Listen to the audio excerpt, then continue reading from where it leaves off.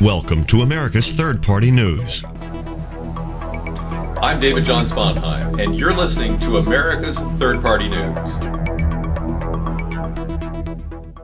This past week, the CDC confirmed 8 St. Francis Preparatory School students in New York City contracted the swine flu. St. Francis, which has 2,700 students, announced it will remain closed for 2 days.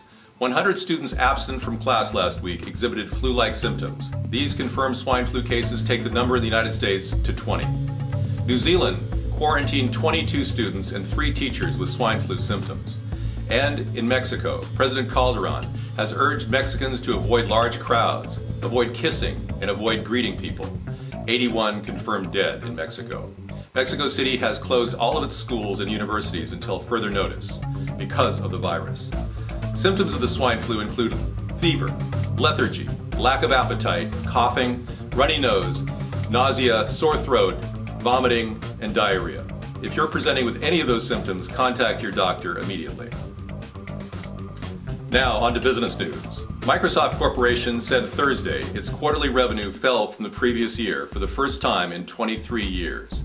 In January, Microsoft cut 5,000 jobs. And on Thursday, it announced it would do away with merit pay increases for employees in the next fiscal year. Even so, Microsoft remains one of the richest and most profitable companies in America. The same cannot be said for Chrysler and GM. The Treasury loaned $2 billion to GM this week as they attempt to restructure by the June 1st deadline or face bankruptcy court. As part of the restructuring plans, GM has announced it will close plants for 9 weeks this summer. Rumors are circulating that they will discontinue their Pontiac brand.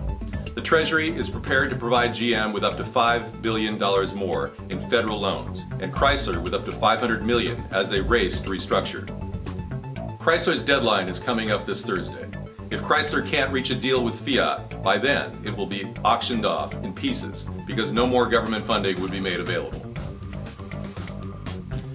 And in the world news, countries have pledged $213 million at an international conference to boost security in Somalia and halt the country's growing piracy problem.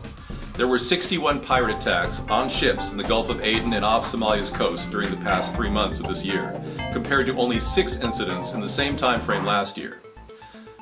One Somalian involved with the attack against Captain Phillips faces trial in the U.S. He's been charged with piracy under the law of nations, which charges carry a mandatory penalty of life in prison.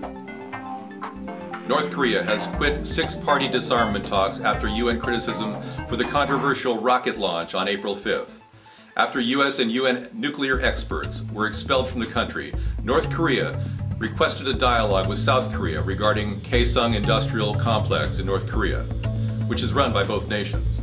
This was the first dialogue between North and South Korea in over a year.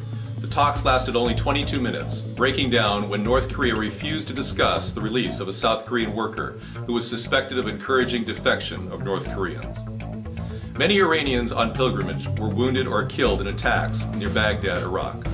On Thursday, 87 died, many of which were Shiite pilgrims from Iran. On Friday, 60 died in Baghdad shrine attack, and a car bomber killed 7 in Diyala. Iran condemns the attacks, and Iranian pilgrims have been banned from crossing into Iraq. Obama has authorized the deployment of 21,000 additional U.S. troops to Afghanistan to combat the Taliban insurgency in the south and east in the country. The problem is, this is pushing the Taliban further into Pakistan. Even Senator John Kerry believes that Obama's plan is not a real strategy for dealing with the Taliban. The administration has been using the term AFPAC to describe Afghanistan and Pakistan, which both countries find insulting. Earlier this month, President Zardari of Pakistan signed a peace deal with the Taliban, instituting Islamic Sharia law.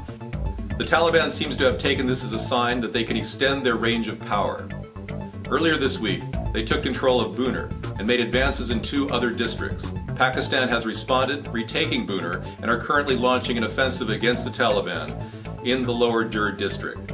U.S. Secretary of State Hillary Clinton said the situation in Pakistan poses a mortal threat to the security and safety of our country and the world.